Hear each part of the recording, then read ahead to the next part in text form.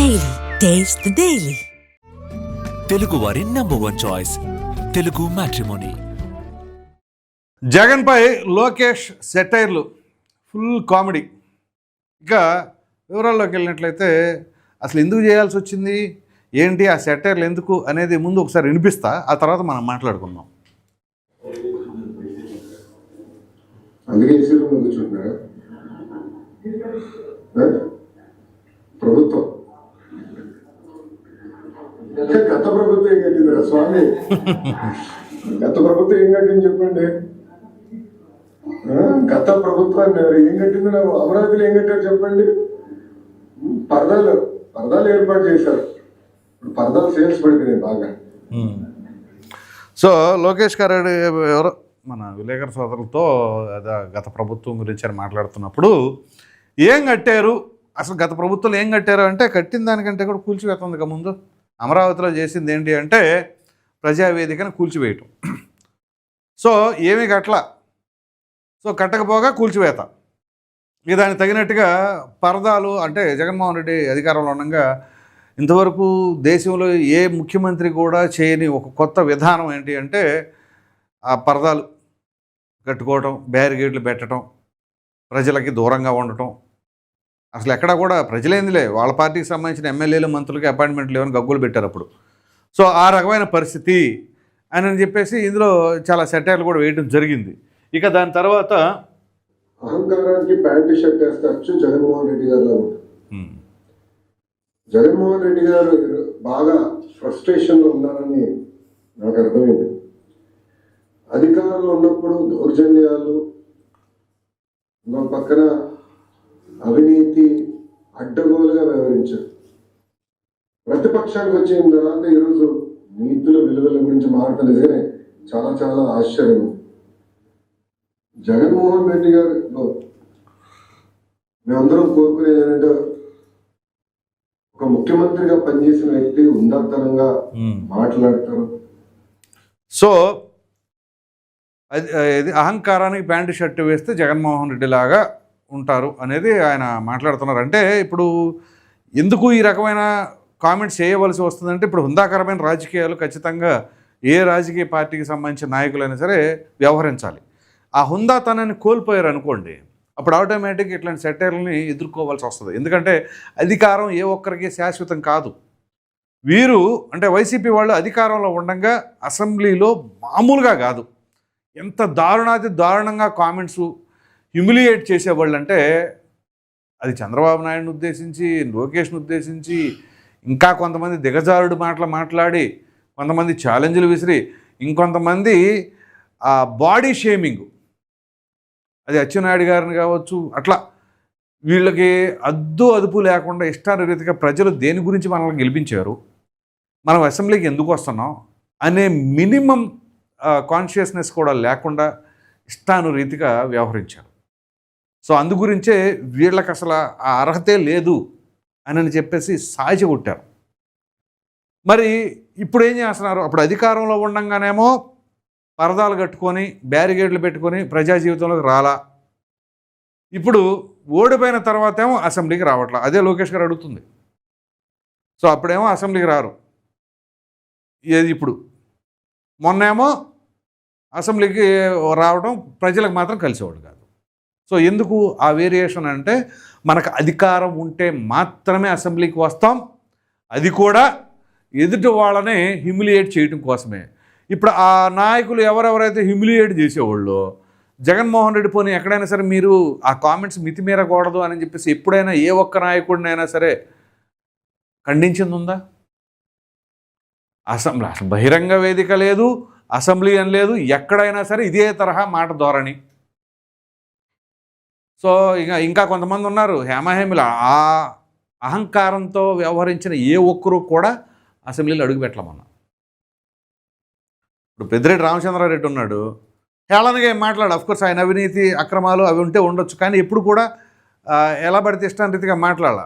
Of course మళ్ళీ చంద్రబాబు నాయుడు గారి పైన కేసులు పెట్టి ఏది అంగళ్ళలో అటెంప్ట్ మర్డర్ కేసు పెట్టారు, దట్ ఈస్ డిఫరెంట్ ఇష్యూ. కానీ నోటి మాట మాత్రం ఎప్పుడు అంత ఇదిగా లేదు. అలాగే ఆయన సోదరుడు ద్వారకానాథ్ రెడ్డి, ఆయన పెద్దగా ఏం మాట్లాడరు. అసెంబ్లీ వేదిక నేను చెప్తుంది. సో అలాగే మరి కొంతమంది ఉన్నారు, వాళ్ళు కొంచెం ఉందాకరంగానే ఉండేవాళ్ళు.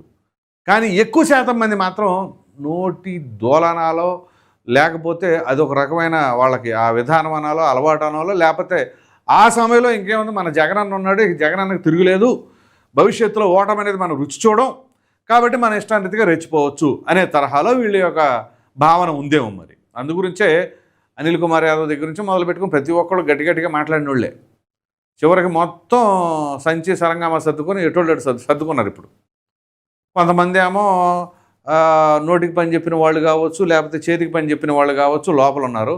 మరి కొంతమంది ఏమో అవుట్ ఆఫ్ కవరేజ్ ఏరియాలో ఉన్నారు. మరి కొంతమంది అప్పుడప్పుడు అధ్యక్ష అనే తరహాలో ఉన్నారు. కానీ అసెంబ్లీకి మాత్రం గెలిచిన వాళ్ళు రానప్పుడు మరి ఏం చేయాలి? ప్రజా సమస్యలు ఎక్కడ లేవనెత్తాలి? అఫ్కోర్స్ మీరు బహిరంగ ప్రదేశాల్లో రోడ్డుపైకి రండి, నిరసనలు చేయండి, అది హక్కు కూడాను, చెయ్యాలి, నిలదీయాలి ప్రభుత్వాన్ని. అట్ ద సేమ్ టైం అసెంబ్లీకి కూడా వెళితే ఆ విధానం వేరు. మేమైతే అసెంబ్లీకి అంటే అసెంబ్లీకి వస్తే గతంలో మనం ఏ రకంగా వ్యవహరించాము వాళ్ళ పట్ల, ఆ రకంగా ఏదైనా వేస్తే మనం తీసుకోలేము. సో రాజకీయాల్లో అటాకింగ్ ఒకటే కాదు, దాన్ని తీసుకోవడం కూడా చేతవ్వాలి. అది కూడా జగన్మోహన్ రెడ్డి ఎప్పుడు 2014లో ఓడిపోయినప్పుడు బాగానే వెళ్ళేవాళ్ళు, తీసుకోగలిగారు. 19లో గెలిచిన తర్వాత ఇక మరలా వెనక్కి వచ్చేసారు, చూసారా, ఇక దాన్ని తట్టుకోలేకపోతున్నారు బహుశా. కాబట్టి ప్రతిపక్ష పార్టీ హుందాగా, గట్టిగా, కన్స్ట్రక్టివ్గా ప్రభుత్వ తీరులపైన, వాళ్ళ నిర్ణయాల పట్ల ఏదైనా సరే ఉంటే సహేతుకంగా విమర్శిస్తే అప్పుడు ఖచ్చితంగా ప్రజలు ఓకే, ప్రతిపక్షం అంటే ఇలా ఉండాలి అనే తరహాలో ఉంటారు.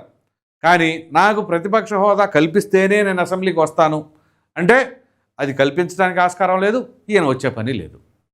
తప్పించుకోవడానికి అదొక మార్గాన్ని ఎదుర్కొన్నారు. దమ్ముంటే ప్రతిపక్ష హోదా ఇవ్వండి అంటారు. దమ్ముండేది ఏంది ప్రతిపక్ష హోదా ఇవ్వటానికి? లేదు కదా. ప్రజలు ఇవ్వాలి.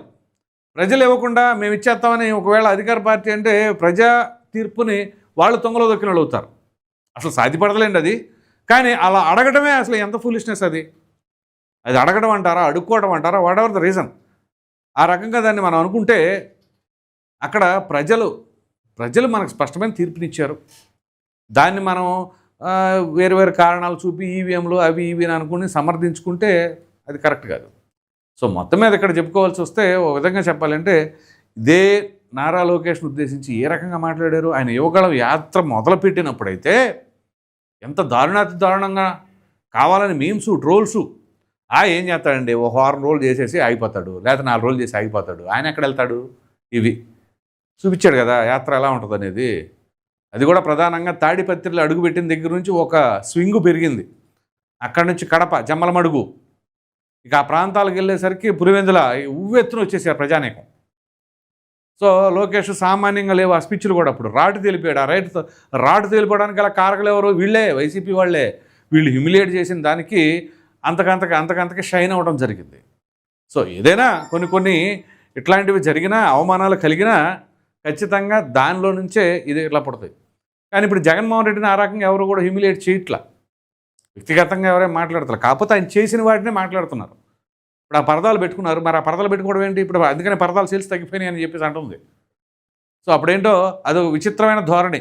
ఆయన వస్తున్నాడు అనగానే చుట్టూ పరదాలు వచ్చేసాయి, కొట్లు కట్టేయాలి, చెట్లు కొట్టేయాలి, మరి ట్రాఫిక్ని ఎక్కడికి స్తంభింపజేయాలి, స్కూల్స్కి సెలవులు డిక్లేర్ చేసేయాలి. ఈ రకమైన ధోరణితో ఉంటే ప్రజలు ఏమనుకుంటారు? జగన్మోహన్ రెడ్డి గారు వస్తున్నారంటే ఇక ఎన్ని కట్టేయాలయ్యా, మాకు 2 రోజులు వ్యాపారం పోయిద్ది. ప్రత్యక్షంగా నేను కొంతమందిని మీట్ అయినప్పుడు డైరెక్ట్గా చెప్పింది ఇదే. సో ఆ వ్యవహార శైలి మార్చుకుంటే బాగుంటుంది. ఇప్పుడు గుర్తొచ్చేసారు ఆ ప్రజలు, అధికారంలో ఉన్న గుర్తురావు. ఇప్పుడు మాత్రం డైరెక్ట్గా వచ్చేస్తాం, పొలంలో దిగుతాం, అప్పుడేం పొలంలో కూడా దిగలేము, అలా ఉంటుందన్నమాట.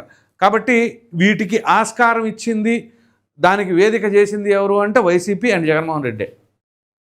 సో అటువంటి ఆస్కారాలకి మరలా తావు ఇవ్వకుండా కన్స్ట్రక్టివ్గా ప్రతిపక్షం హోదా లేకపోయినా ఖచ్చితంగా మీరు ప్రజల పట్ల పోరాడుతూ ఉంటే అప్పుడు ప్రజలు ఏమైనా గుర్తించే అవకాశం ఉంటుంది. మరి చూద్దాం వీళ్ళు ఏమైనా తెలుసుకుంటారా లేదా అనేది. ఈ వీడియో పైన ప్రధానంగా నారా లోకేష్ ఏదైతే సెటైర్ల మీద సెటైర్లు వేసిన దానికి కావచ్చు, మరి జగన్మోహన్ రెడ్డిలో ఏమైనా మార్పు వస్తుందా అని మీరు అనుకుంటున్నారా అనే అభిప్రాయాన్ని కామెంట్లో తప్పకుండా తెలియచేయండి. Thank you.